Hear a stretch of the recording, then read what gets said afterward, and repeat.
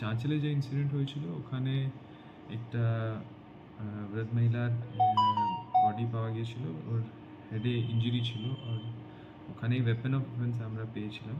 তো কিন্তু যে রুমের যে পরিস্থিতি ছিল ওখানে শুধু একটা টিভি ওখান থেকে মিসিং ছিল, আর একটা মোবাইল মিসিং ছিল, আর বাকি জিনিসগুলো সব ঠিকঠাক ছিল। তো আমরা এটা দেখতে মতলব আমরা বুঝেছি কি কোনো ফোর্স এন্ট্রি হয়নি।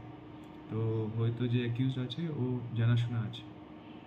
তো এর জন্যে আমরা যে লোকাল লোক আছে আর লোকাল যে ফ্যামিলি রিলেটিভ আছে ওনাকে আমরা জিজ্ঞাসাবাদ করেছি। তারপরে একটা সাসপিশন করে আমরা দীপু কর্মাকরকে এখানে ঝরঝরিয়া, ও এখান থেকে দিল্লি যাওয়ার চেষ্টা করছিল, তখন এখানে ধরা পড়েছে।